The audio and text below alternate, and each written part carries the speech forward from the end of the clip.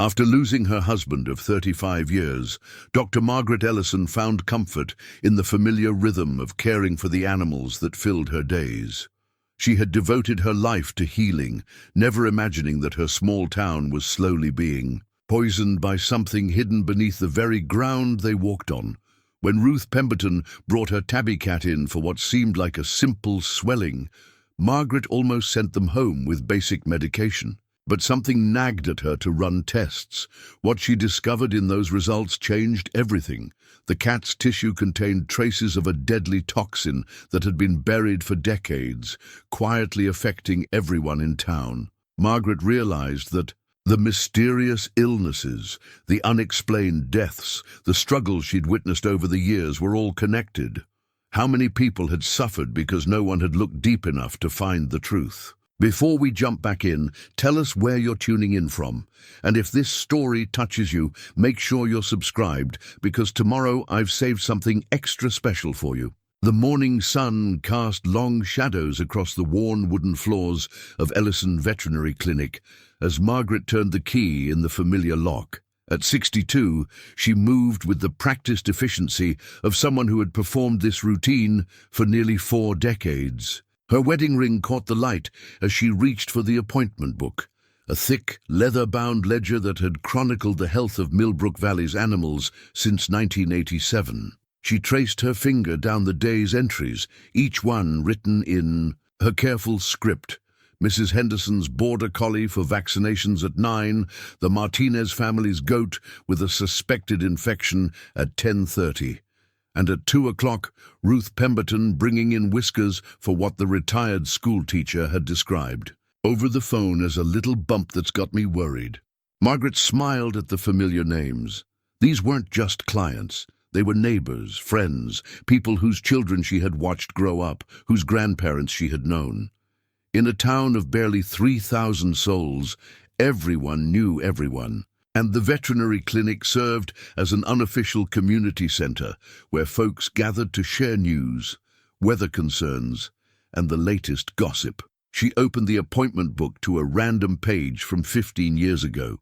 There, in James's distinctive handwriting, was an entry for the Pemberton family cat, probably Whisker's predecessor. Her late husband had possessed an almost mystical ability with animals, a gentle touch that could calm the most anxious creature. Margaret had learned much from watching him work, but she still missed his steady presence, especially during the difficult cases. The clinic itself reflected their shared history. James had built the examining rooms with his own hands, installing the stainless steel tables and custom cabinets that still served them well. The waiting area featured comfortable chairs arranged around a stone fireplace, creating an atmosphere more reminiscent of a living room than a medical facility. Photographs of recovered animals lined the walls, a testament to decades of healing. Margaret moved to the supply room and began her morning inventory. The familiar ritual helped quiet the loneliness that had become her constant companion since James's sudden heart attack 3 years ago. They had planned to retire together, perhaps travel to the places they had always talked about visiting. Instead, she found herself carrying on alone, unwilling to abandon the community that had become her extended family. She had grown up in Millbrook Valley, the daughter of wheat farmers who had worked the same land for 3 generations. After completing veterinary school, she had returned home with James, a city boy who had fallen in love with both her and the quiet beauty of rural life. Together, they had built something lasting in this place where the nearest neighbor was never more than a mile away, and everyone watched out for each other. The phone rang, interrupting her thoughts. Ellison Veterinary, this is Margaret. Morning, Doc. It's Tom Bradley. The sheriff's voice carried the weight of exhaustion that seemed to affect everyone these days. Got a situation out at the Morrison farm. One of their horses is down, and Frank's pretty worried. Margaret reached for her emergency kit. I'll be right there. As she drove through the familiar countryside, Margaret reflected on the changes she had witnessed over the years. The farms seemed smaller now, many families having sold portions of their land to developers or larger agricultural operations. Young people left for college and rarely returned, drawn to opportunities in distant cities. The elementary school had closed 5 years ago due to declining enrollment, and the post office operated only 3 days a week. But perhaps most troubling were the health issues that seemed to affect so many long-time residents. Cancer rates appeared higher than they should be in a rural community. Respiratory problems were common, even among non-smokers. Several families had lost children to birth defects or developmental disabilities that no one could adequately explain. Margaret had mentioned these observations to Dr. Sarah Chen, the town's only physician, during their monthly coffee meetings. Sarah shared her concerns, but admitted feeling helpless without clear evidence of what might be causing the problems. The state health department had conducted a brief study several years ago, but found nothing definitive, attributing the issues to the normal variations found in small population samples. The Morrison farm occupied a sprawling section of the valley's most fertile land. Frank Morrison, a third-generation farmer in his 70s, stood beside the fallen mare with tears in his weathered eyes. The horse lay on her side, breathing laboriously, her coat damp with perspiration. Margaret knelt beside the animal, running her hands along the mare's neck and checking her pulse. "How long has she been like this?" "Found her this morning when I came out to feed," Frank replied. "She was fine yesterday evening, ate her grain, seemed happy enough." After a thorough examination, Margaret administered medication to ease the horse's discomfort. "I think it's colic, but I want to monitor her for a few hours. Sometimes these episodes resolve on their own, but we need to be prepared for the worst." Frank nodded, his gnarled hands trembling slightly. "This is the third horse I've lost in 2 years. My father raised horses on this land for 50 years and never saw anything like it." Margaret had heard similar stories from other farmers. Livestock seemed more susceptible to various ailments than in previous decades. She had attributed it to changes in feed quality, environmental stresses, or simply the natural cycle of farming life.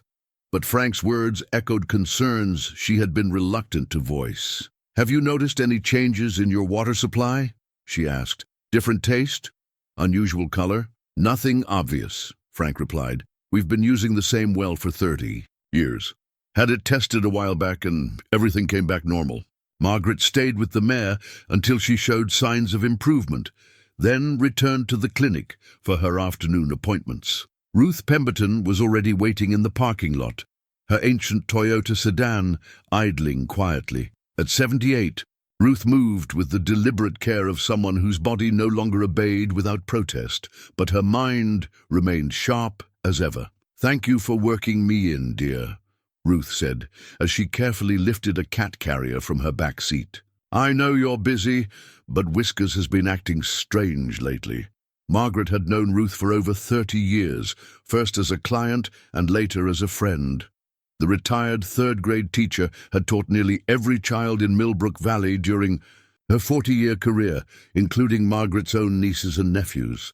Ruth lived alone in a small house near the school, her days filled with books, gardening, and caring for the succession of cats that had shared her life. Inside the carrier, a large orange tabby sat quietly, his green eyes alert but wary. Whiskers was nearly 15 years old, ancient by cat standards, but had always been remarkably healthy. Ruth lifted him gently onto the examination table, where Margaret began her assessment. "Tell me what you've noticed," Margaret said, as she felt along. "The cat's abdomen. He's been eating less, sleeping more than usual, and there's this swelling on his belly that wasn't there a month ago." Ruth's voice carried the worry of someone who had said goodbye to too many beloved companions over the years. Margaret palpated the area Ruth indicated, feeling a firm mass about the size of a golf ball beneath the skin. Her initial assessment suggested a lipoma, a benign, fatty tumor common in older animals. Such growths were rarely dangerous and often required no treatment beyond monitoring. "It feels like a fatty deposit," Margaret explained. "Very common in senior cats. Usually nothing to worry about, but something about the mass felt different. The texture was firmer than typical lipomas, and whiskers showed more discomfort than she would expect from a benign growth. Her instincts, honed by decades of practice, suggested this warranted further investigation. "I'd like to take a small sample for testing," she told Ruth, "just to be certain. It's a simple procedure, and I can do it right now." Ruth nodded, stroking Whisker's head gently. "Whatever you think is best, dear. He's been my constant companion since Harold passed. I just want him to be comfortable." Margaret prepared the necessary supplies for a fine needle aspiration, a minimally invasive procedure that would allow her to examine cells from the mass under a microscope. As she worked, she thought about the changes she had witnessed in the animals under her care. Nothing dramatic, nothing that pointed to any single cause, but subtle shifts that had accumulated over time. The sample collection went smoothly, with Whiskers tolerating the brief discomfort with typical feline stoicism. Margaret prepared slides for microscopic examination, planning to review them after Ruth left. If the preliminary results suggested anything unusual, she would send samples to the regional laboratory for more comprehensive testing. "I should have results by tomorrow," Margaret told Ruth as she returned Whiskers to his carrier. "In the meantime, keep an eye on his appetite and energy level. Call me if you notice any significant changes." As Ruth drove away, Margaret returned to her office to examine the slides. Under the microscope, the cells appeared abnormal. Not cancerous, but somehow different from what she expected to see. The cellular structure seemed altered in ways she couldn't immediately identify, as if something had interfered with normal development. Her curiosity aroused, Margaret decided to send samples to the state veterinary laboratory for detailed analysis. The comprehensive testing would take several days, but might provide answers to questions she was only beginning to formulate. That evening, as she locked the clinic and headed home to her empty house, Margaret found herself thinking about patterns, the subtle changes in her patients, the health concerns affecting long-time residents, the sense that something fundamental had shifted in the place she had called home for her entire life. She pulled into her driveway and sat for a moment in the gathering dusk, looking out over the valley that stretched toward the distant mountains. Somewhere beneath the peaceful surface of this familiar landscape, she sensed that secrets were waiting to be discovered. 3 days later, Margaret's phone rang just as she was finishing her morning coffee. The caller ID showed the state veterinary laboratory, and she felt her pulse quicken as she answered. "Dr. Ellison, this is Dr. Patricia Valdez at the state lab. I need to discuss the tissue samples you sent us earlier this week." Margaret could hear the tension in the younger woman's voice. "Of course. What did you find?" "We've run the tests twice to confirm our results, and I'm afraid we've discovered something quite unusual. The tissue contains elevated levels of several heavy metals, including lead, mercury, and cadmium. But more concerning is the presence of organochlorine compounds, specifically some industrial chemicals that haven't been used legally in decades." Margaret's hand tightened on the phone. "What kind of industrial chemicals?" "Primarily PCBs, polychlorinated biphenyls. They were banned in the late 1970s due to their toxicity and persistence in the environment. The concentrations we found are significant enough to cause cellular damage and could explain the abnormal tissue formation you observed." The implications hit Margaret like a physical blow. "Dr. Valdez, these chemicals, could they affect other animals in the area? Or humans?" "Absolutely. PCBs are known carcinogens and can cause a wide range of health problems, including immune system suppression, reproductive issues, and developmental disorders. If there's a source of contamination in your area, it could pose serious risks to the entire community." Margaret felt the room spinning slightly as she absorbed this information. "What should I do?" "I'm required to report these findings to the State Environmental Agency and the Health Department. They'll likely want to conduct a broader investigation. In the meantime, I'd recommend testing any other animals showing unusual symptoms and documenting everything carefully." After ending the call, Margaret sat in stunned silence. The peaceful morning suddenly felt ominous, as if the familiar landscape outside her window harbored invisible threats. She thought about Frank Morrison's sick horses, the unusual number of health problems among residents, the subtle changes she had noticed in her patients over the years. Her hands shaking slightly, she reached for her appointment book and began flipping through the pages, looking for patterns she might have missed. The entries from recent months told a troubling story when viewed through this new lens. Unexplained tumors in dogs, respiratory issues in cats, reproductive problems in livestock. Symptoms that she had attributed to normal variations now seemed potentially connected to something far more sinister. The clinic door chimed, and Margaret looked up to see Sheriff Tom Bradley entering with his usual measured stride. At 55, Tom carried himself with the quiet authority of someone who had spent 30 years keeping peace in a community where serious crime was rare. But his expression today suggested this wasn't a social visit. "Morning, Doc. Got a minute?" "To talk?" Margaret gestured to the chair across from her desk. "Always, what's on your mind?" Tom settled his large frame into the chair and removed his hat, running a hand through his graying hair. "Been getting some unusual calls lately. Folks reporting strange smells, weird tastes in their well water, that sort of thing. Probably nothing. But it's got me curious." Margaret felt her heart rate increase. "What kind of smells?" "Chemical-like. Sweet but unpleasant. Mrs. Patterson called yesterday saying her water tastes metallic. The Hendersons mentioned their dog won't drink from their outdoor water bowl anymore." Tom leaned forward.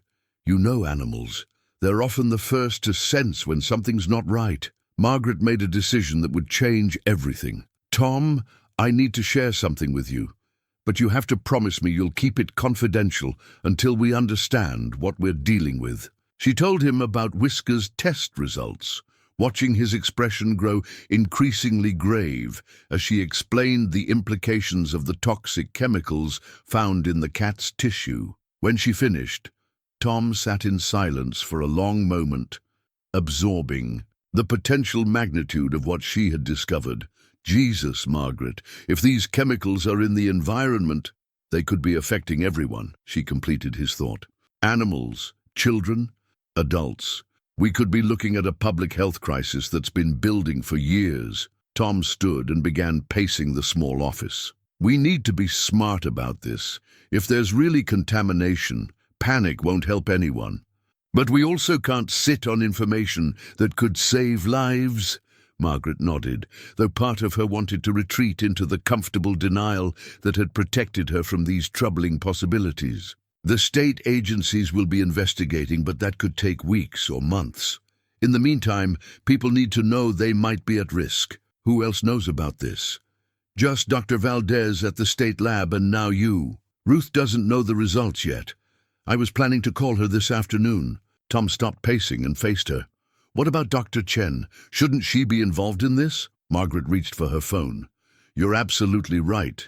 If people have been exposed to these chemicals, Sarah needs to know so she can start looking for related health issues." Dr. Sarah Chen arrived at the clinic 30 minutes later, her usually composed demeanor showing signs of strain. At 42, Sarah had been serving Millbrook Valley for 8 years, drawn to rural medicine by a desire to make a difference in an underserved community. She had become not just the town's physician, but also Margaret's closest friend and confidant. "Tell me everything," Sarah said without preamble as she took a seat beside Tom.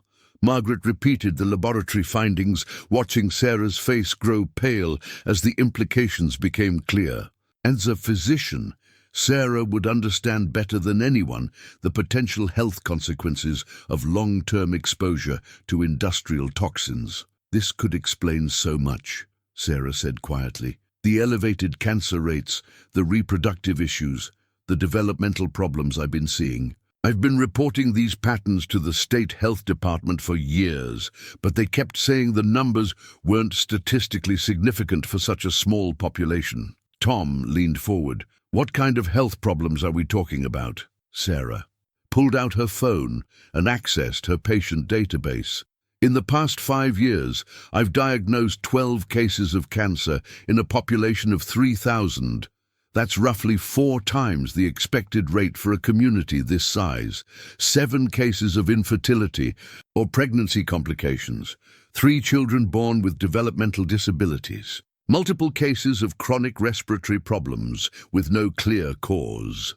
Margaret felt sick as the pieces fell into place. Sarah, how long have you been noticing these patterns? The first unusual case was about 6 years ago, a perfectly healthy 30-year-old farmer diagnosed with pancreatic cancer. Since then, it's been a steady increase in problems I couldn't explain. Sarah's voice carried the weight of professional frustration and personal anguish. I've been treating symptoms without understanding the underlying cause. Tom stood and walked to the window, looking out over the valley. So we're looking at a contamination event that's been affecting people for at least 6 years, possibly longer. But where is it coming from? Margaret asked. What could be the source of these chemicals? Sarah frowned in concentration. PCBs were commonly used in electrical equipment, hydraulic fluids, and various industrial applications. They're extremely persistent in the environment. They don't break down naturally, which means if they were released or buried somewhere, they could still be leaching into the groundwater or soil, Tom added grimly. Margaret thought about the geography of their valley, the network of wells and springs that supplied water to homes and farms, the agricultural land that had sustained families for generations. Somewhere in this peaceful landscape lay a source of poison that had been quietly destroying lives. We need to test more animals, she said finally. If Whiskers was affected, others will be too. That might help us identify the contamination source. Sarah nodded. And I need to start screening my patients for heavy metal exposure. Blood tests, environmental health questionnaires, anything that might help us understand the scope of the problem. Tom put his hat back on, his expression set with determination. I'll start investigating any industrial activity in the area over the past few decades. Old facilities, buried waste, anything that might explain how these chemicals got into our environment. As they prepared to leave, Margaret felt the weight of responsibility settling on her shoulders. A simple test on an elderly cat had opened a door that could never be closed again. The comfortable certainties of her small-town life were crumbling, replaced by urgent questions that demanded answers. One more thing, she said as Tom and Sarah reached the door. We need to decide how to handle Ruth Pemberton. She deserves to know about Whisker's condition, but she's also going to ask questions we're not ready to answer. Sarah paused in the doorway. Tell her the truth about her cat's condition, but explain that we're still investigating what might have caused it. She's a smart woman. She'll understand the need for caution. After they left, Margaret sat alone in her office, staring at the test results that had changed everything. Outside, Millbrook Valley looked exactly as it had that morning. Peaceful. Farms stretching toward distant mountains. A quiet community going about its daily business. But now she knew that beneath this tranquil surface, a hidden danger had been growing stronger with each passing year. She picked up the phone to call Ruth Pemberton, knowing that this conversation would mark the beginning of a journey none of them were prepared to take. Ruth Pemberton received the news about Whiskers with the quiet dignity that had carried her through 78 years of life's unexpected turns. Sitting in Margaret's office, she listened intently as the veterinarian explained the test results, her weathered hands gently stroking the cat in her lap. So these chemicals in his tissue, they're what's making him sick? Ruth asked, her voice steady despite the gravity of the situation. Margaret nodded carefully. The toxins are causing cellular damage that led to the abnormal growth. We're still investigating where they might have come from. Ruth was quiet for a long moment, her sharp eyes studying Margaret's face. As a teacher, she had spent decades reading between the lines of what children told her, developing an instinct for when there was more to a story than what was being said. Margaret, dear, I've known you since you were a girl helping your father. With the harvest, there's something else you're not telling me.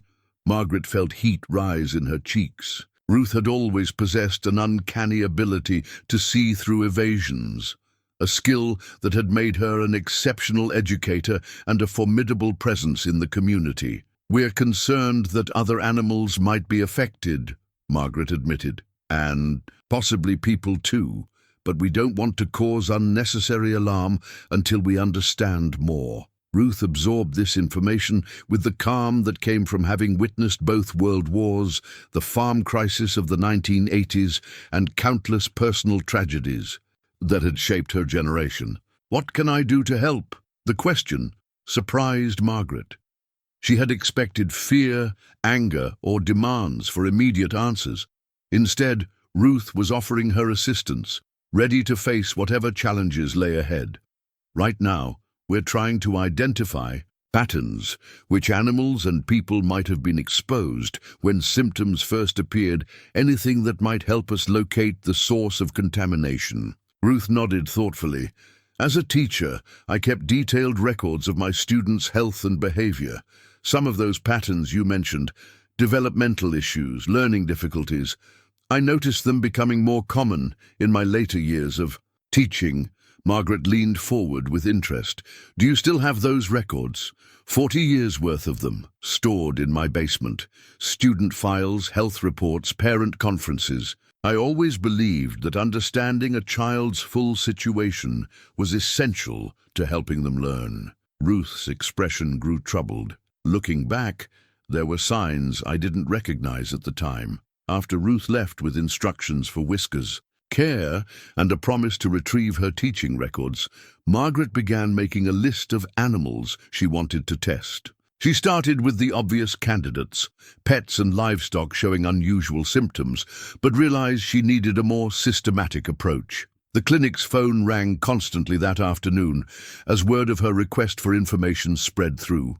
The community's informal network. Farmers called about sick cattle, families reported pets with mysterious ailments, and long-time residents shared concerns they had been harboring for years. By evening, Margaret had compiled a disturbing inventory. The Morrison farm had lost 3 horses in 2 years, all from unexplained illnesses.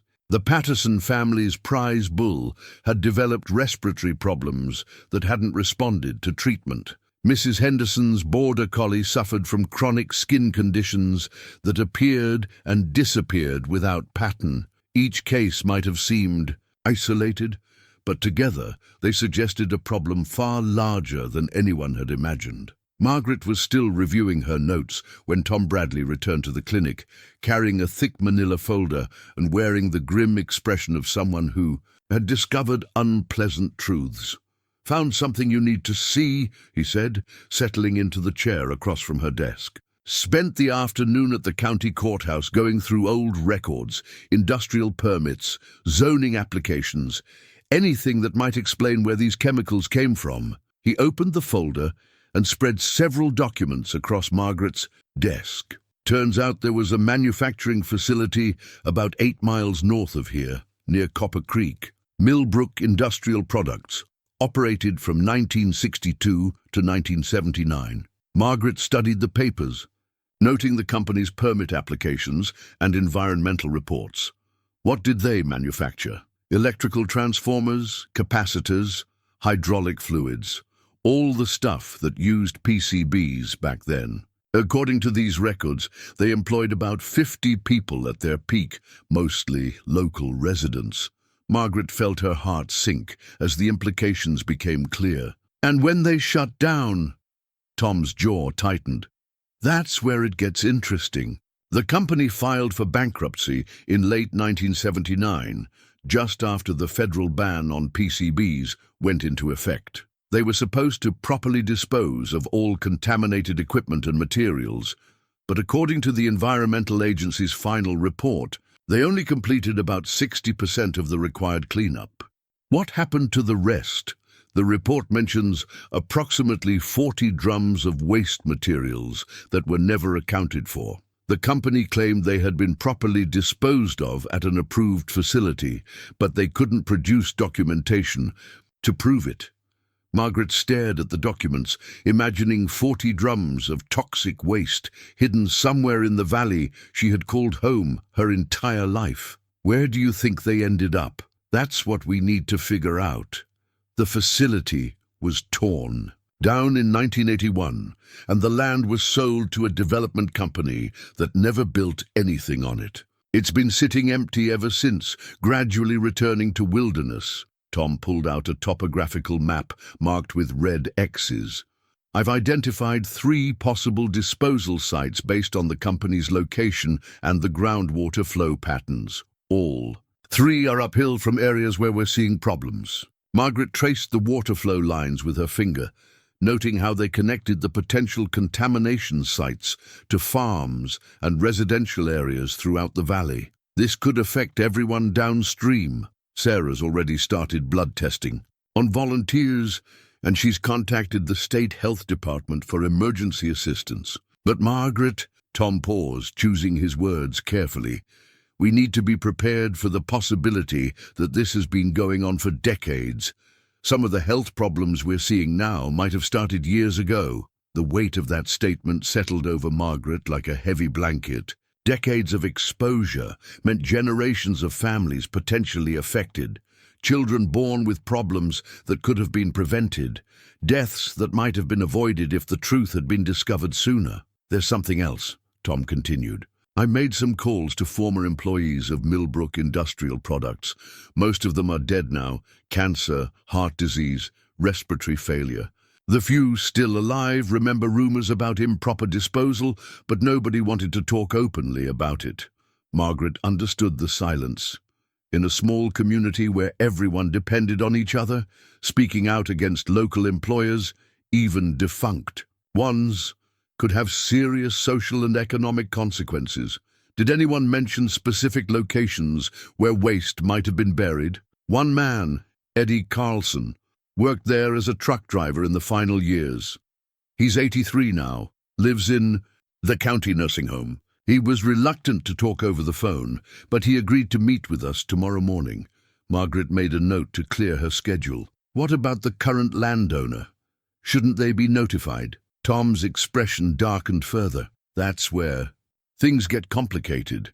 The land has changed hands several times over the years, but the current owner is Millbrook Development Corporation, a subsidiary of a larger company based in Chicago. They've been trying to get approval for a residential subdivision on the site. The implications hit Margaret immediately. They want to build houses on contaminated land. The environmental assessment they submitted for the development permit makes no mention of the previous industrial use or potential contamination. Either they don't know about the history, or they're hoping nobody else does. Margaret thought about families moving into new homes, children playing in yards where toxic chemicals might be lurking just beneath the surface. The possibility was almost too horrible to contemplate. We have to stop that development, she said firmly. Agreed. But we'll need solid evidence of contamination before we can halt the approval process. Right now, all we have is one sick cat and a lot of suspicious circumstances. Margaret's phone buzzed with a text message from Sarah Chen. Emergency at hospital. Can you come immediately?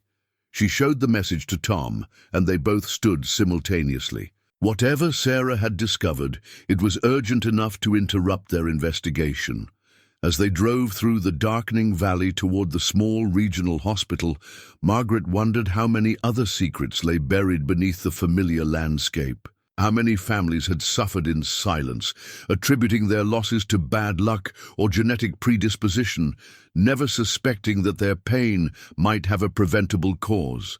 The comfortable certainties of small-town life were crumbling faster than she could process, replaced by urgent questions that demanded immediate answers. But as they pulled into the hospital parking lot, Margaret realized that their investigation was about to take another unexpected turn. Dr. Sarah Chen met them at the hospital's entrance, her usually immaculate appearance disheveled and her face pale with exhaustion.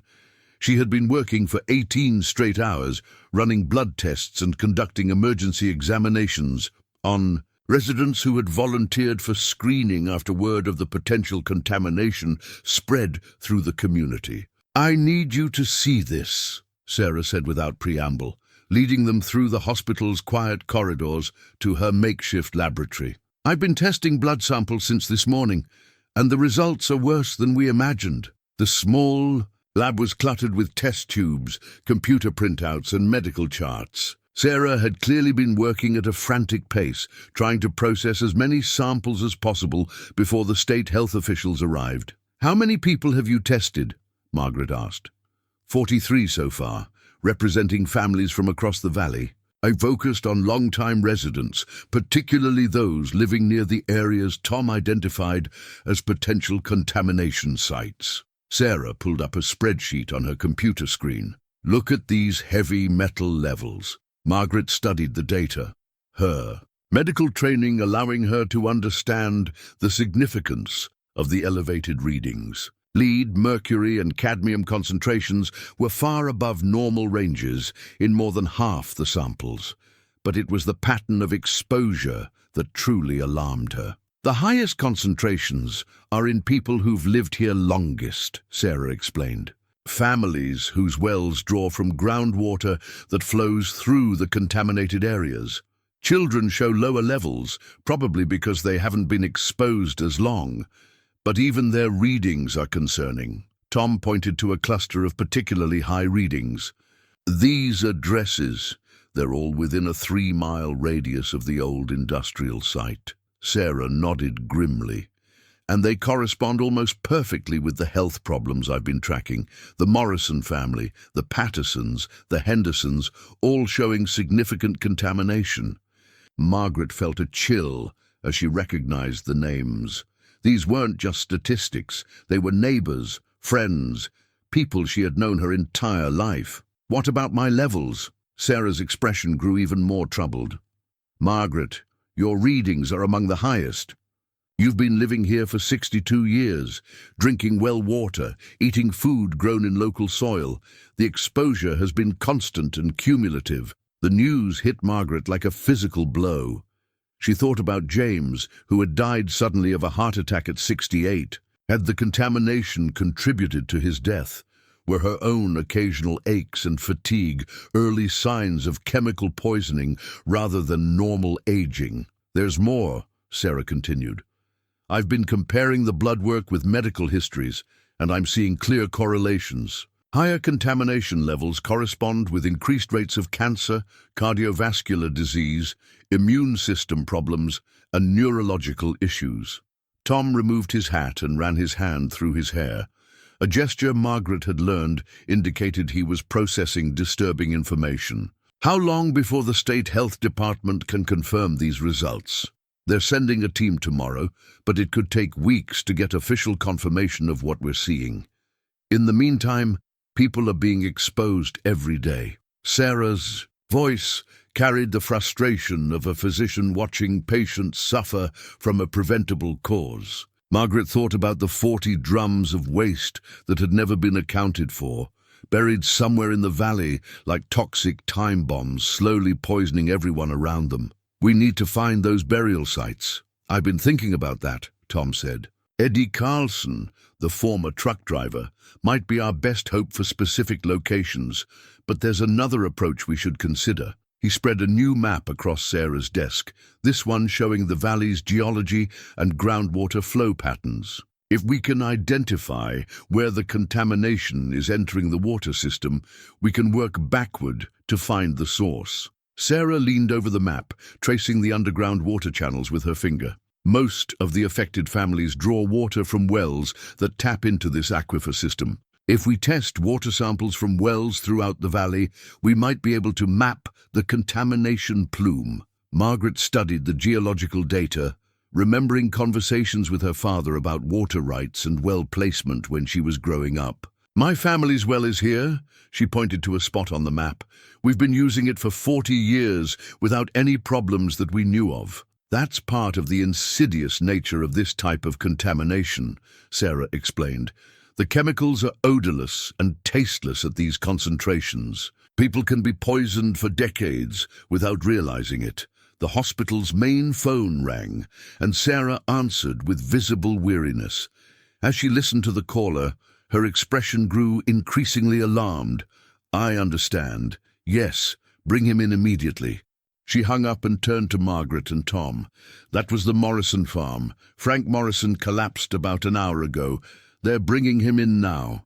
Margaret felt her heart race.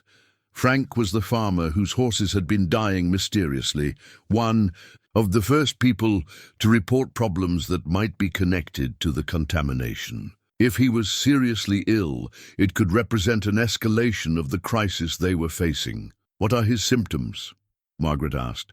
"Severe respiratory distress, chest pain, disorientation." His wife said he'd been feeling poorly for several days, but insisted it was just a cold. Sarah was already moving toward the emergency department.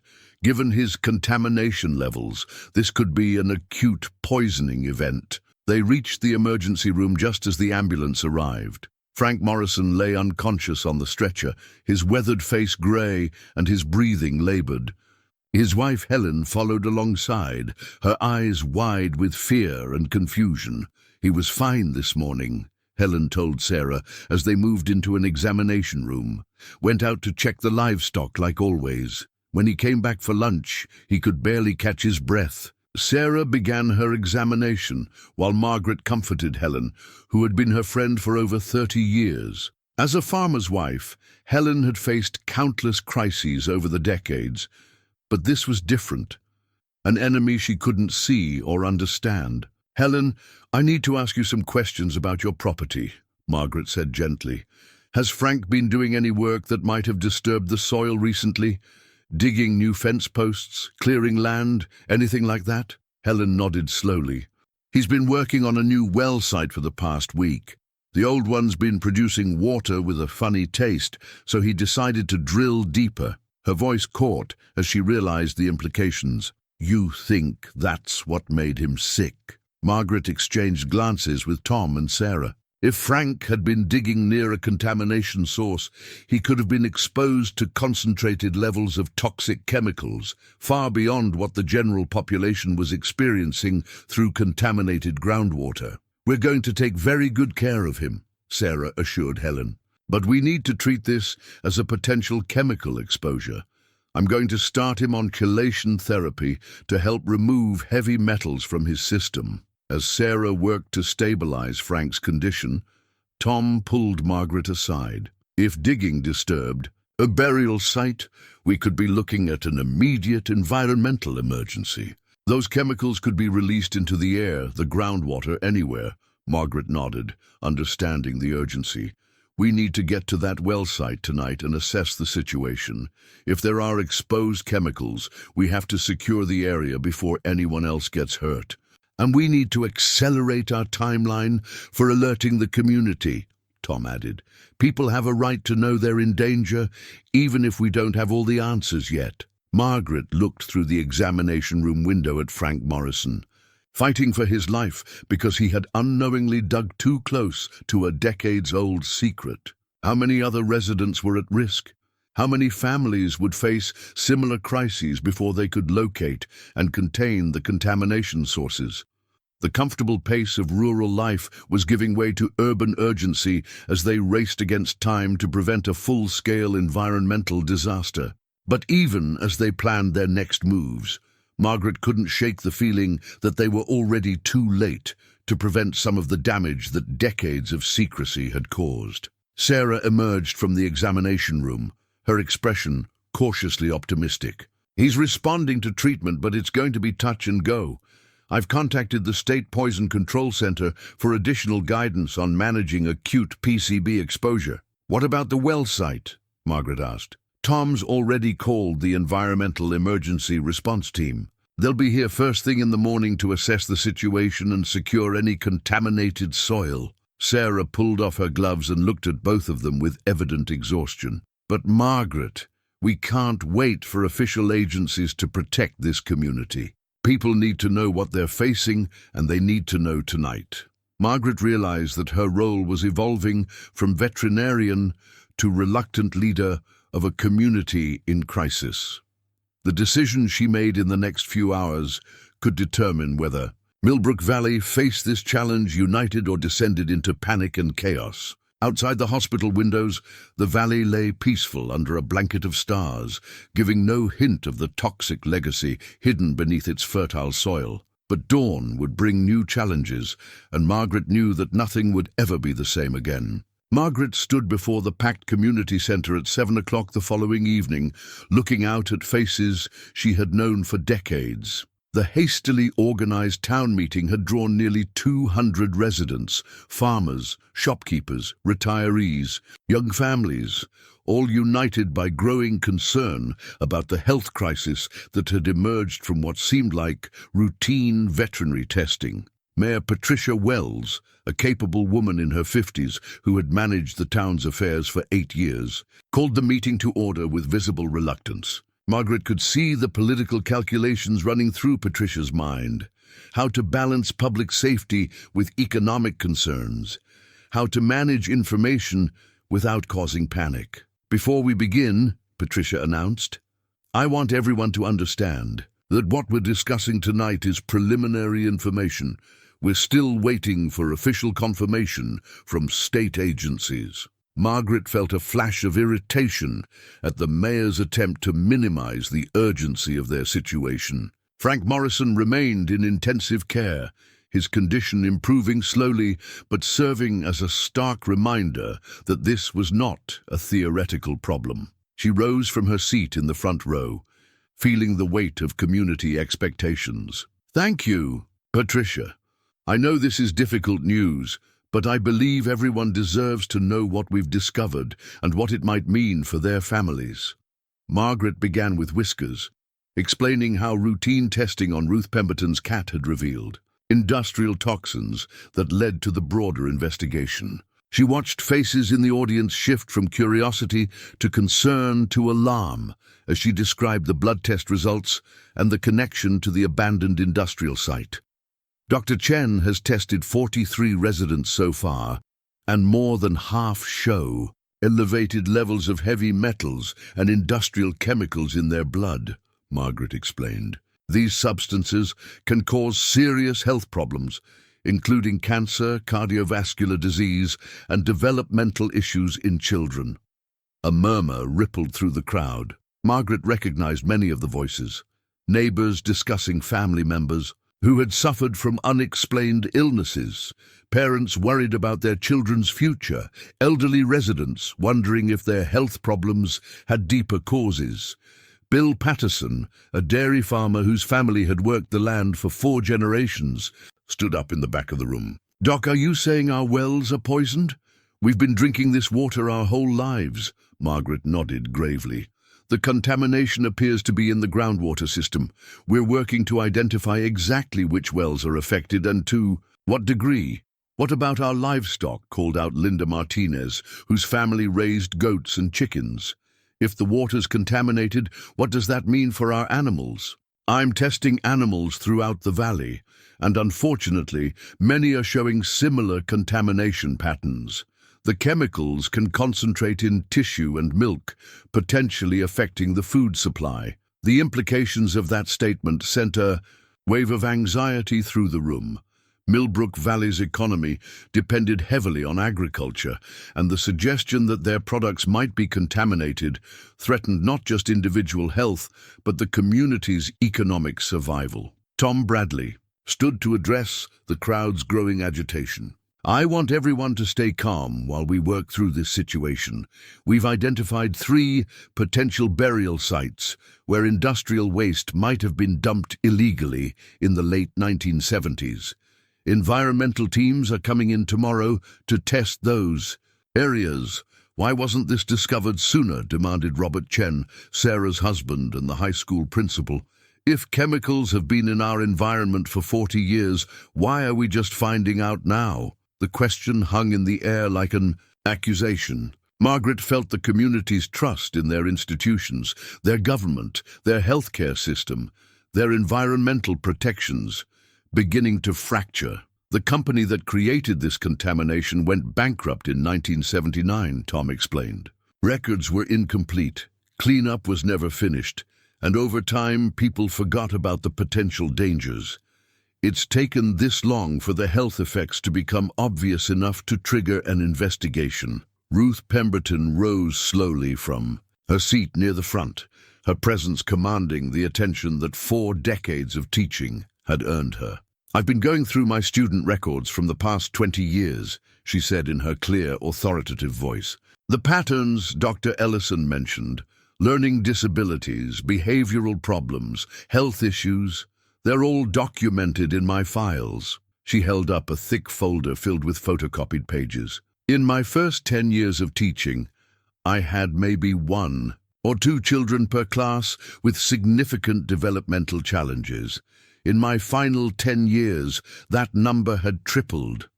Margaret felt a chill as Ruth's words confirmed what the medical data had suggested. An entire generation of children had been affected by contamination that could have been prevented if the truth had been discovered sooner. "What I want to know," said Janet Morrison, Frank's daughter-in-law, "is who's responsible for this mess, and how are we going to hold them accountable?" The question struck at the heart of the community's anger and frustration.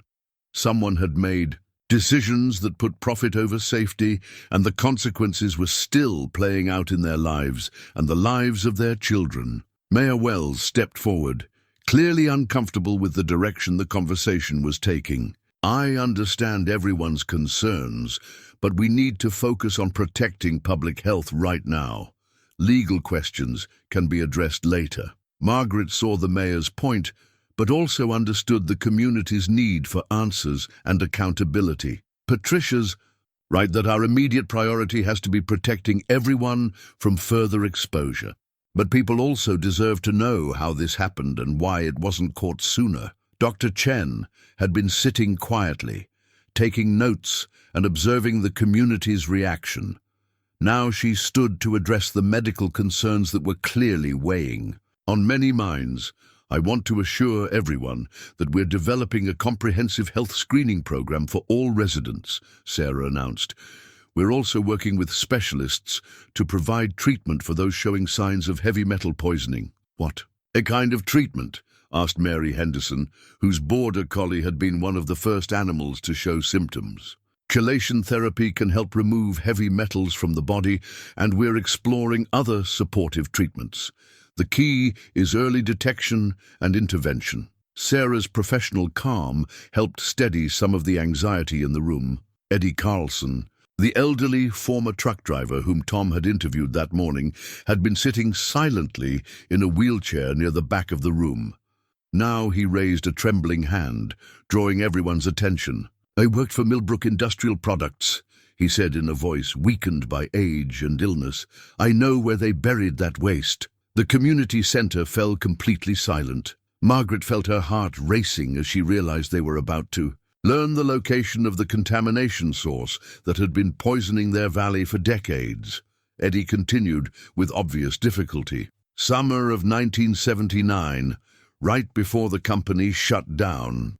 Management told us to dispose of everything quietly. No paperwork, no questions asked. We buried 47 drums in a ravine about 2 miles north of the plant site." Tom was already taking notes, mapping the location Eddie described against the geological surveys they had studied. "Can you be more specific about the location?" "Old logging road that leads up toward Copper Creek. There's a natural depression where we dumped everything and covered it with soil. Figured nobody would ever find it up there." Eddie's voice cracked with emotion. "I should have spoken up years ago, but we were told it was all legal, that the chemicals would break down naturally." Margaret felt a mixture of relief at finally having specific information and horror at the deliberate nature of the contamination. This wasn't an accident or oversight. It was a conscious decision to hide dangerous waste in their communities. "Environment, Mr. Carlson," she said gently. "Thank you for telling us. I know this must be difficult." The old man nodded, tears streaming down his weathered cheeks. "My grandson has learning problems. My daughter had 3 miscarriages. How many families have paid the price for what we did?" The question echoed through the room. highlighting the human cost of decisions made decades ago by people who were now mostly dead or beyond accountability. But the consequences lived on in the bodies and lives of Millbrook Valley's residents. Mayor Wells called for calm as conversations erupted throughout the room. Families compared symptoms, neighbors shared suspicions they had harbored for years, and the community began to process the magnitude of what they were facing. Margaret realized that this meeting marked a turning point. The comfortable silence that had protected the valley's secret was broken forever. Now came the harder task of determining how to move forward together, how to heal both the land and the community that had been poisoned by deception and neglect. The environmental response team arrived at dawn, transforming the quiet logging road into a scene of urgent scientific activity. Margaret stood with Tom and Sarah at the perimeter of the contamination site, watching technicians in hazmat suits carefully excavate the area Eddie Carlson had described. 3 days had passed since the town meeting, and the community was struggling to process the reality of their situation. Some families had already begun making plans to leave Millbrook Valley, while others were determined to stay and fight for their home. The division was creating tensions that Margaret had never seen in her lifetime. There, called Dr. James Morrison, the lead environmental scientist, pointing to a section of disturbed soil. "We've found the first drum." Margaret watched as the team carefully exposed a rusted metal container, its surface corroded by decades of burial, but still intact enough to contain its toxic contents. The sight filled her with a mixture of relief that they had found the source and dread at what the full excavation might reveal. "How many more do you think are buried here?" Tom asked Dr. Morrison. "Based on the ground-penetrating radar, we're looking at approximately 40 containers arranged in 3 distinct burial pits. It's going to take weeks to safely excavate and remove all of them." Sarah checked her phone for the latest update from the hospital, where Frank Morrison was finally showing signs of improvement. "The good news is that we can start providing targeted treatment now that we know exactly what chemicals we're dealing with. The bad news is that some of these compounds can remain active in the environment for decades." Margaret thought about the implications of long-term contamination. Even after the drums were removed, the chemicals that had already leached into the soil and groundwater would continue affecting the community for years to come. Dr. Ellison, a young reporter from the regional newspaper, approached with a digital recorder. "Can you comment on the impact this contamination might have on local agriculture?" Margaret had been dreading this conversation, knowing that media attention would bring both needed awareness and unwanted scrutiny to their small community. "We're still assessing the full scope of the problem, but it's clear that some agricultural products may have been affected." The reporter pressed for more details. "Are you recommending that people stop consuming locally grown food?" "We're developing specific guidelines based on contamination levels in different areas. Not all farmland is equally affected." Margaret tried to balance honesty with the need to avoid panic that could destroy the local economy overnight. But even as she spoke, Margaret knew that the damage to Millbrook Valley's agricultural reputation might be irreversible. Once word spread about toxic contamination, consumers would be reluctant to buy products from the area regardless of actual safety levels. Tom's radio crackled with a call from the sheriff's department. After a brief conversation, he approached Margaret with a troubled expression. "We've got a problem. Channel 7 News just pulled into town with a satellite truck. Someone tipped them off about the excavation." Margaret felt her stomach drop. Local media coverage was manageable, but television news would transform their crisis into a spectacle that could attract unwanted attention from environmental activists, lawyers, and government agencies with their own agendas. "There's more," Tom continued. "I just got a call from Mayor Wells. She's been contacted by attorneys representing Millbrook Development Corporation.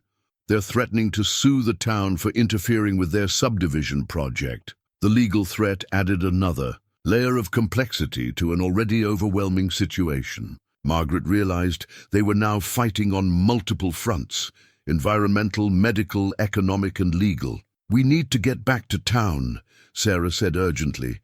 "I've got 30 more residents scheduled for blood testing this afternoon, and people are already scared enough without seeing news crews camped outside." As they drove back through the valley, Margaret noticed changes that had occurred in just 3 days. Several farms were posting "for sale" signs. The local diner was nearly empty during what should have been the lunch rush. And she could see people having intense conversations in small groups throughout the town. The veterinary clinic was busier than Margaret had ever seen it, but not in a good way. Pet owners were bringing animals for contamination testing. Farmers were demanding immediate answers about their livestock, and the phone rang constantly with calls from reporters, government agencies, and concerned relatives of residents. Ruth Pemberton was waiting in the clinic's reception area, holding Whiskers in his carrier and looking more fragile than Margaret had ever seen her. At 78, Ruth was facing the possibility that her lifelong home had become uninhabitable. "How is he doing?" Margaret asked as she examined the cat who had started their investigation. "Better, I think. The medication you prescribed seems to be helping." Ruth's voice was steady, but Margaret could see the worry in her eyes. "Margaret, dear, I need to ask you something difficult." Margaret sat down beside Ruth, preparing for whatever question was troubling her friend. "Should I leave?" Ruth asked quietly. "I've lived in this valley my entire life, but I keep thinking about all those children I taught who might have been harmed by something that was preventable." The question cut to the heart of the dilemma facing every resident. How do you abandon a place that defines your identity? But how do you stay somewhere that might be slowly killing you? Ruth, I wish I could give you a simple answer. The truth is, we don't yet know how long cleanup will take or whether the valley will ever be completely safe again. Ruth nodded, accepting the uncertainty with the grace that had carried her through decades of life's challenges. "Whatever happens, I want you to know how proud I am of you for uncovering this truth." It took courage to ask the difficult questions. Before Margaret could respond, Tom burst through the clinic door with an expression of barely controlled anger. "We've got bigger problems," he announced. "I just learned that Millbrook Development Corporation isn't just threatening to sue the town. They've accelerated their construction timeline and plan to break ground on the subdivision next week." Margaret felt a surge of outrage. "They can't build houses on contaminated land.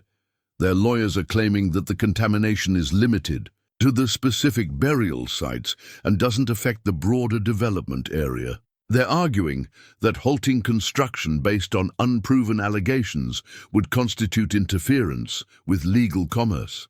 Sarah looked up from her laptop, where she had been reviewing test results. "That's insane. We have documented evidence of groundwater contamination throughout the area, but we don't have official EPA findings yet," Tom replied grimly. "Until federal agencies complete their assessment and issue formal recommendations, the developers can claim there's no legal basis for stopping their project." Margaret realized they were caught in a bureaucratic nightmare.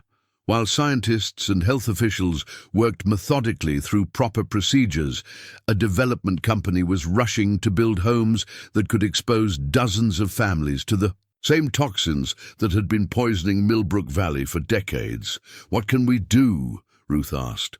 Tom was already reaching for his radio. "I'm calling the county prosecutor to see if we can get an emergency injunction, but that could take days, and the developers know it." Margaret watched through the clinic window as the Channel 7 news crew set up their equipment in the town square. Soon, Millbrook Valley's crisis would be broadcast to viewers throughout the region, bringing attention that could either help them get the resources they needed or turn their community into a symbol of environmental failure. Her phone buzzed with a text message from an unknown number. "Dr. Ellison, this is David Chen, investigative reporter with the State Journal. I'm working on a story about corporate environmental cover-ups and would like to discuss Millbrook Industrial Products. Can we meet?" Margaret showed the message to Tom and Sarah. An investigative journalist could help expose the full truth about how the contamination had been hidden for so long, but it could also bring unwanted scrutiny to families who were already struggling with an impossible situation. "I think we should talk to him," Sarah said after considering the implications. "If there's a broader pattern of corporate misconduct, people need to know about it." Tom nodded reluctantly. "But we need to be careful about what information we share. This is still an active investigation, and we don't want to compromise any potential criminal cases." As afternoon faded into evening, Margaret realized that their quiet crisis was evolving into a public controversy that would attract players with agendas far beyond protecting the health of Millbrook Valley's residents. The challenge now was maintaining focus on their community's needs while navigating the complex forces that environmental disasters tend to unleash. Outside the clinic, the news crew was interviewing residents about their experiences, and Margaret could see the story taking shape in ways that might not serve their community's best interests. The truth was important, but so was ensuring that Millbrook Valley's residents had control over their own future. The evening promised difficult conversations and harder decisions about how to move forward in a situation where every choice carried significant risks and uncertain outcomes. Margaret met investigative reporter David Chen at the county library, a neutral location where they could speak privately without attracting attention from the news crews that had descended on Millbrook Valley. David was younger than she'd expected, perhaps in his mid-30s, with the intense focus of someone who had built a career uncovering uncomfortable truths. "Dr. Ellison, thank you for agreeing to meet with me," David said, as they settled into a quiet corner of the reference section. "I've been following environmental cover-ups for 8 years, and your situation has some troubling parallels to cases I've investigated in other states." Margaret studied his face, trying to gauge whether he was genuinely interested in helping their community or simply pursuing another sensational story. "What kind of parallels?" David opened a thick folder filled with documents and photographs. Millbrook Industrial Products wasn't an independent company. It was a subsidiary of Hartwell Chemical Corporation, a major manufacturer with operations in 12 states. Between 1960 and 1980, Hartwell created dozens of these smaller subsidiaries to handle their most toxic operations. Margaret felt a chill as she realized the implications. "You're saying this wasn't an isolated incident?" "I've documented similar contamination events in Ohio, Pennsylvania, and West Virginia, all involving Hartwell subsidiaries that disappeared right after environmental regulations tightened in the late 1970s. The pattern is always the same: profitable operations for 15 to 20 years, then sudden bankruptcy and incomplete cleanup when the legal costs became too high. David spread photographs across the table showing excavation sites, contaminated communities, and families who'd been affected by industrial poisoning. Margaret recognized the same expressions of betrayal and loss that she had seen in Millbrook. Valley faces over the past week. What happened to those communities? Mixed outcomes. Some got federal Superfund designation and years of expensive cleanup. Others are still fighting for recognition and compensation 20 years later. But Dr. Ellison, there's something else you need to know about your specific situation. David pulled out a document that made Margaret's hands tremble as she read it. It was a geological survey from 1978, commissioned by Millbrook Industrial Products and filed with the County Planning Office. This survey identified your valley as having optimal geological conditions for long-term waste storage due to clay subsoil that prevents groundwater contamination, David read from the document. They knew exactly what they were doing when they chose your burial sites. Margaret stared at the technical language that had sealed her community's fate. They picked our valley specifically because they thought the contamination would stay hidden. For decades, yes. The clay layer they reference does slow the movement of chemicals into groundwater, but it doesn't stop it entirely. They bought themselves time at your community's expense. The revelation transformed Margaret's understanding of what had happened to Millbrook Valley. This wasn't negligence or corner-cutting. It was a calculated decision to use their community as a toxic waste repository. "There's more," David continued grimly. "Hartwell Chemical Corporation still exists, operating under a different name. They're now called Highland Environmental Solutions, and they specialize in, ironically, environmental cleanup services." Margaret felt sick as the full scope of the deception became clear. The company that created this mess is now profiting from cleaning up similar problems. It gets worse. Highland Environmental Solutions has contracts with several federal agencies to assess contamination at former industrial sites. They're literally investigating their own crimes. David showed her corporate records tracing the transformation of Hartwell Chemical through a series of mergers, acquisitions, and name changes designed to obscure its history. The company had systematically shed liability for its past actions, while repositioning itself as an environmental services provider. "But here's the twist that changes everything," David said, pulling out his most damaging document. Highland Environmental Solutions submitted a bid 3 months ago to conduct the environmental assessment for Millbrook Development Corporation's subdivision project. Margaret's mind reeled as she processed this information. They're trying to assess their own contamination. And if their assessment finds acceptable contamination levels, the development can proceed as planned. Dozens of families would unknowingly move into homes built on land that Highland Environmental's predecessor deliberately poisoned. The cynical perfection of the scheme took Margaret's breath away. The same corporate entity that had created the contamination 40 years ago was positioned to profit twice, first from the original illegal disposal and now from the cleanup and development of the same land. Do the developers know about this connection? David's expression suggested there were layers of complicity she hadn't yet imagined. Millbrook Development Corporation is a subsidiary of Highland Environmental Solutions. They're not just assessing their own contamination, they're planning to build on it. Margaret leaned back in her chair, overwhelmed by the magnitude of the conspiracy. How is this legal? It isn't, but proving criminal intent 40 years after the fact is extremely difficult. Most of the original decision-makers are dead. Records have been destroyed or lost, and corporate structures have been designed specifically to prevent accountability. Margaret thought about Eddie Carlson, dying slowly from diseases that might be connected to chemicals he had unknowingly buried. About Frank Morrison, fighting for his life because he had dug too close to a corporate secret.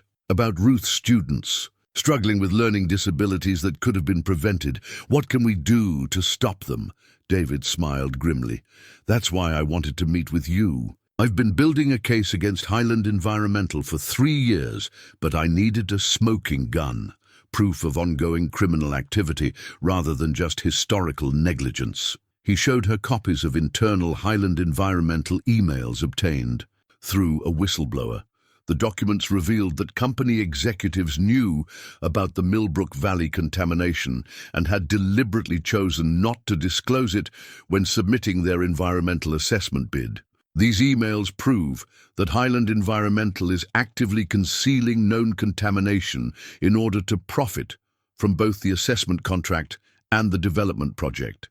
That's ongoing criminal fraud, not just historical liability. Margaret felt a surge of hope for the first time since this crisis began. What do you need from us? Official documentation of the contamination levels, medical records showing health impacts, and testimony from residents who can speak to the timeline of when symptoms appeared. With that evidence combined with these internal documents, we can expose the entire scheme. Margaret thought about the risks of going public with such serious accusations. Highland Environmental had vast resources and legal teams that could destroy anyone who threatened their profits. But she also thought about the families who would unknowingly move into contaminated homes if the development proceeded. David, if we do this, If we help you expose Highland Environmental, what happens to our community? Short term, probably more chaos and uncertainty. But long term, it's your best chance for real cleanup, fair compensation, and ensuring this never happens to anyone else. Margaret made her decision with the certainty that had carried her through decades of veterinary practice. Some truths were too important to remain hidden, regardless of the personal cost. What do you need me to do? David began outlining a plan that would require courage from the entire community. They would need to document everything, speak publicly about their experiences, and stand up to a corporation with virtually unlimited resources. But as Margaret listened to the details, she realized that David's investigation offered something her community desperately needed: the possibility of justice and the hope that their suffering might prevent others from facing the same betrayal. The fight ahead would test everything Millbrook Valley stood for, but Margaret was finally beginning to see a path forward that didn't require choosing between their health and their home. Margaret returned to Millbrook Valley with David Chen's revelations burning in her mind and a USB drive containing explosive evidence hidden in her purse. The comfortable certainties of her small-town life had been shattered completely, replaced by the knowledge that her community was caught in a web of corporate deception that stretched back decades. She found Tom Bradley waiting at the clinic with Sheriff's Deputy Maria Santos and a man in a federal jacket she didn't recognize. The tension in the room was immediately apparent, and Margaret sensed that events were accelerating beyond their control. "Margaret, this is Agent Robert Harrison from the EPA's Criminal Investigation Division," Tom said grimly. "He's here about the Highland environmental situation." Agent Harrison was a lean man in his 40s, with the watchful demeanor of someone accustomed to uncovering environmental crimes. He shook Margaret's hand with a firm grip that suggested both competence and urgency. "Dr. Ellison, we've been monitoring the situation in Millbrook Valley as part of a broader investigation into Highland Environmental Solutions. We understand you've been in contact with investigative reporter David Chen." Margaret felt a chill of apprehension. "Is that a problem?" "On the contrary, Mr. Chen's investigation has provided crucial evidence for our case. But we need to accelerate our timeline. Highland Environmental has moved up their development schedule and plans to begin construction tomorrow morning." Tom stepped forward with barely controlled anger. "Tomorrow? They can't possibly have completed proper environmental assessments. They're claiming their preliminary findings show acceptable contamination levels that don't require remediation," Agent Harrison replied.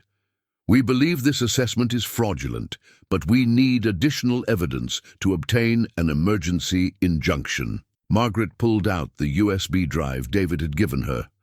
"Will this help?" Agent Harrison examined the device with evident interest. "Mr. Chen mentioned he was sharing internal Highland environmental documents with you. May I ask what's on here?" "Email communications between Highland executives discussing their knowledge of the Millbrook Valley contamination and their decision to conceal it during the environmental assessment process." Agent Harrison's expression grew intense. "Dr. Ellison, if these documents are authentic, they could provide the evidence we need to stop the development and file criminal charges against Highland Environmental's leadership." Tom's radio crackled with an urgent message from his deputy. After a brief exchange, he turned to the group with alarm. "Construction crews just arrived at the development site. They're setting up equipment tonight so they can start at dawn." Margaret felt panic rising in her chest. After everything they had discovered, Highland Environmental was still moving forward with their plan to build homes on contaminated land. "Can't you stop them?" she asked Agent Harrison. "Not without a federal court order, and that requires presenting evidence to a judge. We need several hours to prepare the legal documentation properly." Margaret thought about the families who would eventually live in those homes, unknowingly exposing their children to the same toxins that had been slowly poisoning Millbrook Valley for decades. The urgency of the situation demanded action that bureaucratic procedures couldn't provide quickly enough. What if the community intervened directly? She asked. Tom and Agent Harrison exchanged glances. Margaret, I can't officially encourage citizens to interfere with legal construction activities, Agent Harrison said carefully. But I also can't prevent residents from exercising their constitutional rights to peaceful assembly and free speech. Margaret understood the subtext. The federal agent was telling them that while he couldn't organize community resistance, he wouldn't stop them from taking legal action to protect their interests. How long do you need to get the court order? Tom asked. If we work through the night, we might have an injunction by noon tomorrow. But if construction begins before then, the legal situation becomes much more complicated. Margaret made a decision that surprised everyone in the room, including herself. Then we need to delay the construction until you can get that court order. Deputy Santos looked uncertain. Dr. Ellison, what exactly are you suggesting? I'm suggesting that the residents of Millbrook Valley have a right to protect their community from environmental hazards, even if it means peaceful civil disobedience. Tom studied Margaret's face with the recognition that came from knowing someone for decades. You're talking about organizing a protest to block the construction site. I'm talking about doing whatever it takes to prevent Highland Environmental from building homes on land they know is contaminated with chemicals they illegally dumped 40 years ago. Agent Harrison cleared his throat diplomatically. Dr. Ellison, I need to leave now to prepare our legal filings. Whatever actions the community chooses to take are entirely your decision and responsibility. After the federal agent left, Tom, Deputy Santos and Margaret sat in the clinic's quiet examination room, contemplating the risks and implications of what Margaret was proposing. Margaret, if residents physically block construction equipment, people could be arrested, Tom warned. Highland Environmental will claim you're interfering with legal commerce, and they'll have private security to enforce their rights. And if we do nothing, dozens of families will eventually be poisoned by contamination Highland Environmental deliberately concealed, Margaret replied. I've spent my entire life protecting the health of animals and the people who care for them. I'm not stopping now. Deputy Santos, who had grown up in Millbrook Valley before leaving for college and police training, spoke with the conflicted loyalty of someone caught between professional duty and community bonds. My parents still live here. My nieces and nephews play in the creek that runs through the development site. If what you've discovered is true, this affects my family too. Margaret saw the internal struggle in the young woman's face. Maria, I'm not asking you to compromise your professional obligations, but I am asking you to remember that your first duty is to protect this community. Tom made his own difficult decision. Margaret, as sheriff, I have to enforce the law fairly for everyone, but I also have to ensure public safety. If construction activities pose a health risk to residents, I have grounds to investigate the situation thoroughly.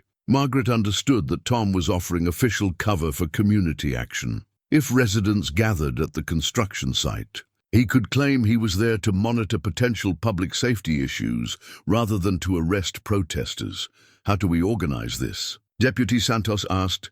Clearly committed despite her reservations, Margaret thought about the networks that connected Millbrook Valley, church congregations, farming cooperatives, school parent groups, volunteer fire department members. In a community where everyone knew everyone, word could spread quickly through trusted channels. Ruth Pemberton still has contact information for every family she taught over 40 years. Sarah can reach patients through her medical practice. Tom knows all. The farmers and business owners. Margaret felt the pieces falling into place. If we make calls tonight, we can have people at the construction site by dawn. Tom nodded slowly. What about media? The news crews are still in town. Margaret considered the implications of having television cameras document their protest. Media attention could help their cause by exposing Highland Environmental's deception, but it could also escalate tensions and make law enforcement response more complicated. Let them film. she decided. The more people who see what Highland Environmental is trying to do, the better. Deputy Santos checked her watch. It's already 9 o'clock. If we're going to organize something for dawn, we need to start making calls immediately. Margaret felt the weight of leadership settling on her shoulders as she realized she was about to ask her neighbors and friends to risk arrest, legal consequences, and potential violence to protect their community's future. But she also thought about Whiskers, whose contaminated tissue had started this entire investigation, about Frank Morrison, fighting for his life because he had unknowingly disturbed buried toxins, about Ruth's students struggling with learning disabilities that might have been prevented, about the children who would grow up in homes built on poisoned ground if Highland Environmental's plan succeeded. Let's make those calls, Margaret said, with the quiet determination that had carried her through decades of veterinary practice. It's time for Millbrook Valley to fight back. As they began contacting community members, Margaret realized that tomorrow would test everything their small town valued: their commitment to each other, their willingness to stand up for what was right, and their ability to face powerful interests that threatened their way of life. The comfortable certainties of rural life were about to give way to the urgent realities of environmental justice, and Margaret was determined to ensure that her community would emerge stronger rather than broken by the challenges ahead. Dawn broke over Millbrook Valley with an unseasonable chill that seemed to reflect the tension gripping the community. Margaret arrived at the development site at 5:30 in the morning to find she wasn't alone. Nearly 40 residents had already gathered along the access road, their faces showing a mixture of determination and apprehension that Margaret recognized from her own internal struggle.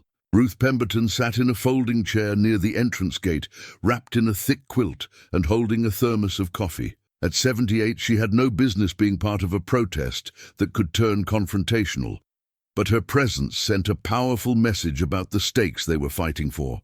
"Good morning, dear," Ruth said calmly as Margaret approached. "I brought coffee for anyone who needs it. Seemed like the least I could do."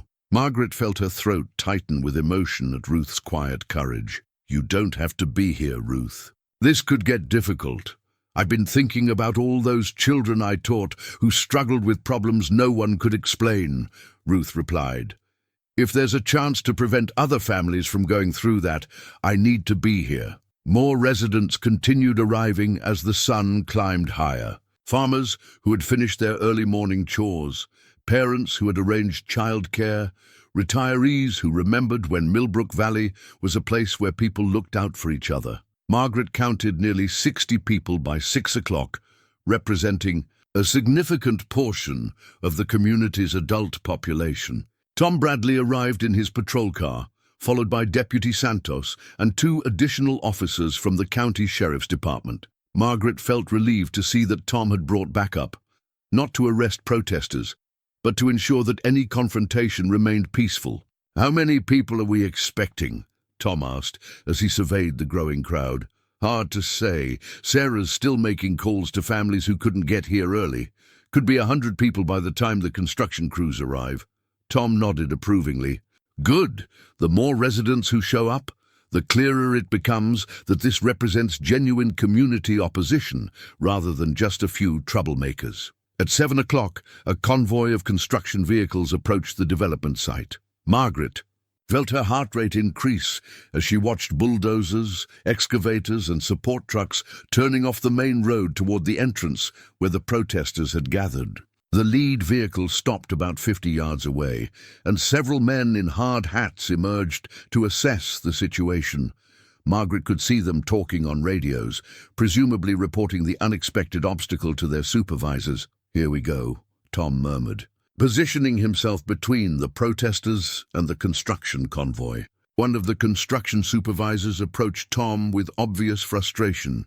"Sheriff, these people are blocking legal access to our work site. We have contracts to fulfill and deadlines to meet," Tom replied with careful neutrality. "I understand your situation, but I also have to ensure public safety. These residents have legitimate concerns about environmental hazards that need to be addressed. Environmental hazards? We have official assessments showing the site is safe for development. Margaret stepped forward, feeling the weight of community expectations. Those assessments were conducted by Highland Environmental Solutions, the same company that illegally dumped toxic chemicals on this land 40 years ago. The supervisor's expression shifted from annoyance to wariness as he realized the protesters had specific information about the site's history. I don't know anything about that. I just know we're legally authorized to begin construction today. And we're legally authorized to peacefully assemble and express our concerns about public health threats, Margaret replied firmly. The standoff continued for another hour as more residents arrived, and the construction crew's frustration grew. Margaret could see additional vehicles approaching in the distance, news crews drawn by reports of a confrontation between environmental protesters and developers. At 8:30, a black SUV with tinted windows pulled up behind the construction convoy. Two men in expensive suits emerged, followed by a woman Margaret recognized from television news coverage of corporate environmental scandals. That's Helena Morrison, Highland Environmental's chief legal counsel, Tom said quietly. This just got more serious. Helena Morrison approached the protest with the confident stride of someone accustomed to getting her way through legal intimidation. She carried a briefcase and wore the kind of tailored suit that cost more than most Millbrook Valley residents earned in a month. I'm Helena Morrison, representing Highland Environmental Solutions and Millbrook Development Corporation, she announced in a voice that carried across the entire gathering. You are all currently trespassing on private property and interfering with legal commercial activities. Margaret felt anger surge through her at the lawyer's arrogant tone.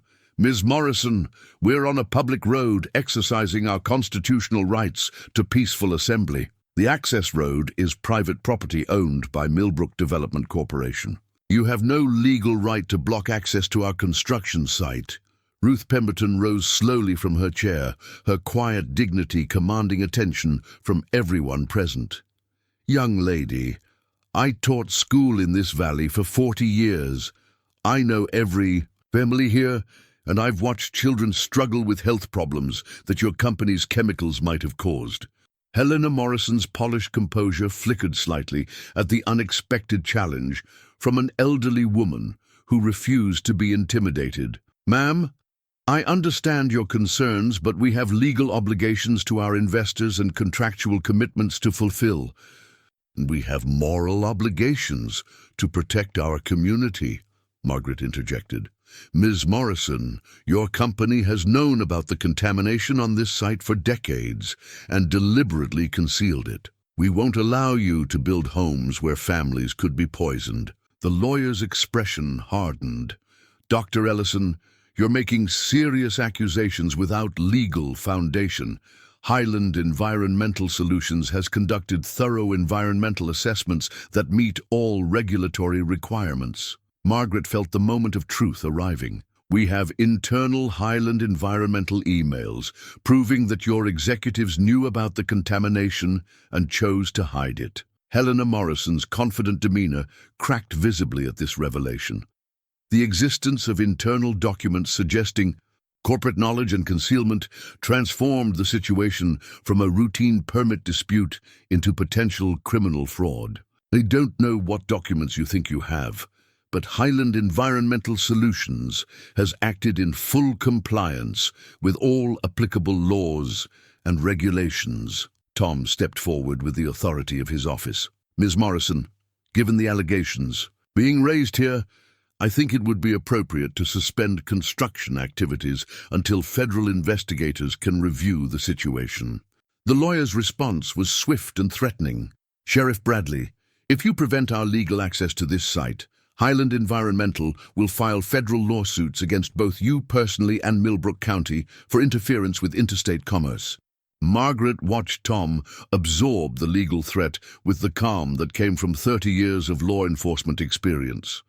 Corporate lawyers had tried to intimidate him before, but never over stakes this high. "Ma'am, my first responsibility is to protect public safety. If there are credible allegations of environmental hazards, I have grounds to investigate thoroughly before allowing potentially dangerous activities to proceed." Helena Morrison pulled out her phone and made a brief call, speaking in tones too quiet for the protesters to hear. When she finished, her expression suggested that Highland Environmental's response was about to escalate significantly. "Sheriff, you have 30 minutes to clear this illegal assembly, or Highland Environmental will seek emergency federal intervention to protect our legal rights." Margaret felt the community's resolve being tested by the implicit threat of federal action against local residents, but she also sensed that Helena Morrison's aggressive response indicated genuine concern about the evidence they possessed. The next few minutes would determine whether Millbrook Valley could stand up to corporate intimidation or would be forced to watch their community's future decided by interests that valued profit over human health. The 30-minute deadline approached with agonizing tension as Helena Morrison made increasingly urgent phone calls, while construction crews waited in their vehicles and protesters held their ground. Margaret could feel the community's nervousness growing as federal intervention became a real possibility, but she also sensed their determination strengthening in the face of corporate intimidation. At exactly 9 o'clock, 2 black SUVs with federal license plates arrived at the scene. Margaret's heart sank as she assumed Highland Environmental had successfully summoned federal marshals to arrest the protesters and clear the construction site. But instead of law enforcement officers, Agent Harrison emerged from the lead vehicle, followed by 3 other EPA investigators and a woman Margaret didn't recognize. The agent's expression was grim but purposeful as he approached Helena Morrison with official documents in hand.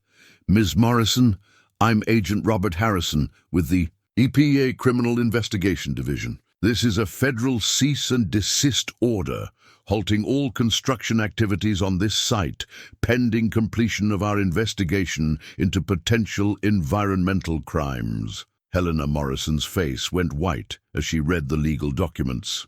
"Agent Harrison, this is highly irregular. Highland Environmental has full legal authority to proceed with this development.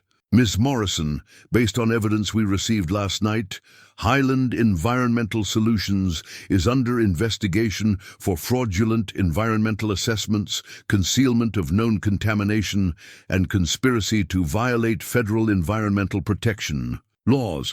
This construction site is now considered evidence in a criminal investigation." Margaret felt relief and vindication surge through her as she realized that David Chen's internal documents had provided enough evidence for federal investigators to act decisively. The community's protest had succeeded in delaying construction long enough for justice to intervene. Agent Harrison addressed the gathered protesters with professional courtesy. "Ladies and gentlemen, thank you for your patience and your commitment to environmental protection.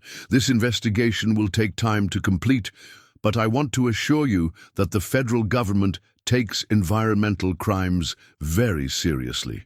Ruth Pemberton rose from her chair again, her voice carrying the authority of someone who had spent decades advocating for children's welfare. "Agent Harrison, what happens to the families who have already been affected by this contamination? Will there be help for people who are sick?" "Ma'am, if our investigation confirms criminal violations, Highland Environmental Solutions will be held financially responsible for all cleanup costs, medical expenses, and damages to affected residents. We'll also ensure that comprehensive health screening and treatment are available to everyone in the community." Helena Morrison's composure finally cracked completely as the full implications of federal criminal investigation became clear. Highland Environmental's carefully constructed scheme to profit from their own contamination was collapsing under the weight of evidence they thought would never surface. "Agent Harrison, Highland Environmental Solutions will vigorously defend against these baseless allegations. We've acted in full compliance with all applicable regulations." The EPA agent's response was measured but firm. "Miss Morrison, we have internal company communications documenting Highland Environmental's knowledge of contamination and their decision to conceal it during the environmental assessment process. That constitutes deliberate fraud, not regulatory compliance." Tom Bradley stepped forward with evident satisfaction. "Agent Harrison, what about the immediate safety concerns for residents who may have been exposed to contamination?" "Sheriff, we're implementing emergency health monitoring for all affected families, and we're expediting the cleanup process at the burial sites. We'll also be testing water supplies throughout the valley to identify the full extent of groundwater."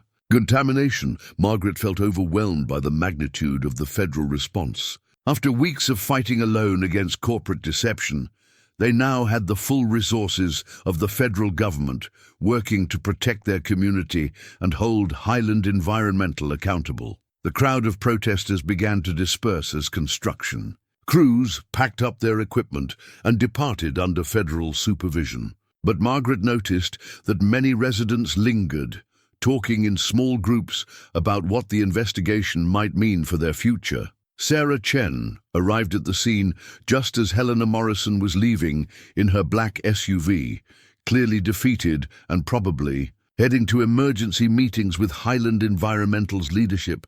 "Margaret, I just got word from the hospital," Sarah said, with barely contained excitement. "Frank Morrison is being discharged today.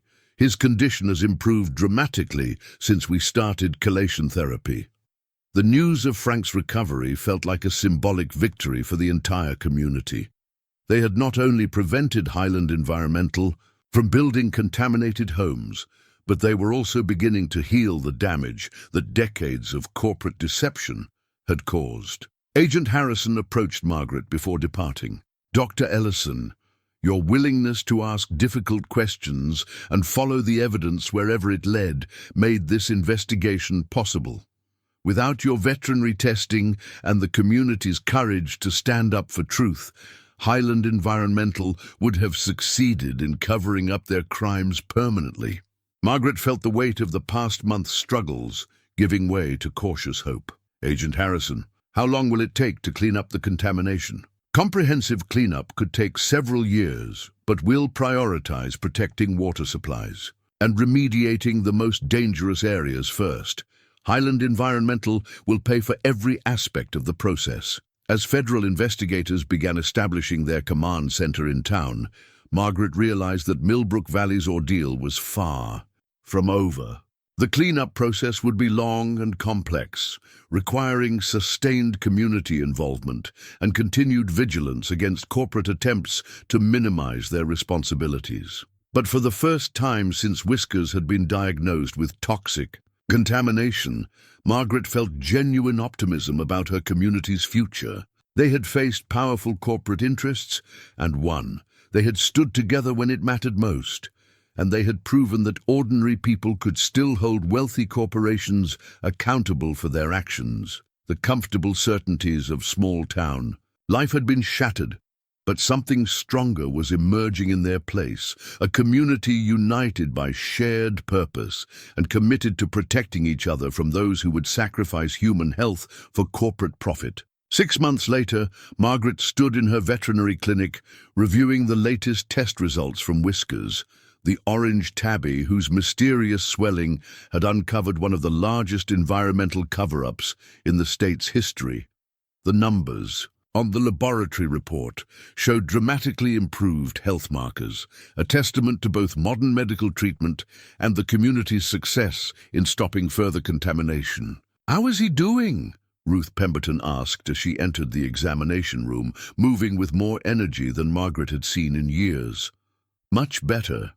The chelation therapy has removed most of the heavy metals from his system, and the abnormal tissue growth has completely resolved." Margaret smiled as she watched Ruth gently stroke her elderly companion. "He's living proof that it's never too late to start healing." Ruth nodded with satisfaction, then fixed Margaret with the same penetrating look she had once used to motivate reluctant students. "And how are you doing, dear? You've been carrying a heavy load for all of us." Margaret considered the question carefully. The past 6 months had transformed her life in ways she was still processing. Her role as community advocate had evolved into a permanent position on the Federal Oversight Committee, monitoring Highland Environmental's cleanup efforts. She testified regularly before congressional committees investigating corporate environmental crimes. Her days were busier than ever, but filled with purpose that had been missing since James's death. "I'm doing well, Ruth. Better than I have in years, actually." Through the clinic window, Margaret could see the ongoing transformation of Millbrook Valley. The old industrial site was now surrounded by federal cleanup equipment working methodically to remove contaminated soil and treat polluted groundwater. Highland Environmental Solutions, under new management after the criminal prosecution of its leadership, was funding a comprehensive remediation effort that would take several more years to complete. The town itself was changing too. The crisis had attracted national attention to environmental justice issues in rural communities, bringing federal resources and private foundation support that was revitalizing local institutions. The elementary school had reopened with enhanced health monitoring programs. The hospital had expanded its environmental medicine capabilities under Sarah Chen's leadership. Even the post office was operating full-time again as new families moved to the valley, drawn by the community's reputation for environmental responsibility. Tom Bradley knocked on the clinic door and entered with his characteristic measured stride. At 56, the sheriff showed few signs of slowing down, though his role had expanded to include coordinating with federal agencies and managing the media attention that still occasionally focused on Millbrook Valley. "Morning, ladies. Margaret, I wanted to update you on the legal proceedings." Margaret had been following the criminal cases against Highland Environmental's former executives, but Tom often had details that hadn't yet appeared in news reports. The plea agreements were finalized yesterday. Former CEO Michael Hartwell received 8 years in federal prison for environmental crimes and corporate fraud. Chief Legal Counsel Helena Morrison got 5 years, and Highland Environmental agreed to pay $400 million in damages to affected communities. Ruth shook her head with the disappointment of someone who had spent decades watching powerful people escape consequences for their actions. 8 years for poisoning entire communities for 40 years. It hardly seems adequate. Tom's expression reflected his own frustration with the limitations of the legal system. It's not perfect justice, but it's more accountability than most environmental criminals ever face, and the financial settlement will fund cleanup efforts and health care for affected families for decades. Margaret thought about the broader impact of their community's fight. Highland Environmental's prosecution had triggered investigations into similar corporate schemes across the country. David Chen's reporting had won a Pulitzer Prize and inspired a new generation of environmental journalists. Most importantly, federal environmental enforcement had been strengthened to prevent future cover-ups. "What about the families who were already affected?" Ruth asked. "Can anything really compensate for the health problems people have suffered?" Sarah Chen entered the clinic as if summoned by Ruth's question. The physician had become a national expert on treating long-term chemical exposure, consulting with medical centers throughout the country on similar cases. "We can't undo the damage that's already been done," Sarah acknowledged, "but we've made remarkable progress in treating affected residents. Frank Morrison is back to full health and working his farm again. The children with developmental issues are receiving specialized therapies that are making real differences in their lives." Margaret felt gratitude for the medical advances that had emerged from their crisis. The treatment protocols developed in Millbrook Valley were now being used to help contamination victims worldwide, transforming their community's suffering into hope for others facing similar challenges. "And we've learned so much about preventing future exposure," Sarah continued. "The monitoring systems we've installed can detect contamination decades before it reaches dangerous levels. No community should ever again go 40 years without knowing they're being poisoned. As her friends prepared to leave, Margaret reflected on how much had changed since that Tuesday morning when Ruth had brought Whiskers in for what seemed like routine veterinary care. The comfortable certainties of small-town life had given way to a deeper understanding of the connections between environmental health, corporate responsibility, and community action. She thought about James, wondering what he would think of the role she had assumed in their community's transformation. He had always believed in her ability to rise to challenges even when she doubted herself. Perhaps he would be proud of how she had channeled her grief into purpose, her professional skills into advocacy, her love for their community into effective action. The afternoon brought a steady stream of routine veterinary appointments, vaccinations, checkups, and minor treatments that had once represented the full scope of Margaret's professional responsibilities. But now, each healthy animal reminded her of the broader environmental conditions that made such health possible. As evening approached, Margaret locked the clinic and drove home through the valley she had known her entire life. The familiar landscape looked the same, but felt fundamentally different. No longer hiding toxic secrets, but openly committed to protecting the health of all who lived there. Her house still felt empty without James, but the loneliness that had once defined her evenings had been replaced by purposeful solitude. She spent her free time reviewing scientific studies, preparing testimony for congressional hearings, and corresponding with environmental advocates from communities facing similar challenges. Margaret settled into her favorite chair with a cup of tea and the latest progress report from the federal cleanup effort. The technical language describing soil remediation and groundwater treatment couldn't capture the human drama of their community's journey, but it documented real progress toward a healthier future. Outside her window, the lights of Millbrook Valley twinkled in the gathering darkness. Families gathered around dinner tables, children doing homework, neighbors visiting on front porches. The simple rhythms of rural life continued, but now grounded in knowledge rather than ignorance, in transparency rather than deception. Margaret's wedding ring caught the lamplight as she turned the pages of the cleanup report, reminding her of the love that had brought her to this valley and the commitment that would keep her here for whatever challenges lay ahead. She had discovered that healing, whether for animals, people, or communities, required both scientific knowledge and emotional courage. Tomorrow would bring new responsibilities, new challenges, and new opportunities to protect the place and people she loved. But tonight, Margaret Ellison sat peacefully in her quiet home, knowing that sometimes the most important discoveries begin with simple questions asked at exactly the right moment. The orange tabby cat whose swelling had started everything was sleeping safely in Ruth Pemberton's house, healthy and content in a valley that would never again allow corporate profits to threaten community health. And that, Margaret reflected, was exactly the kind of ending that James would have wanted for their story.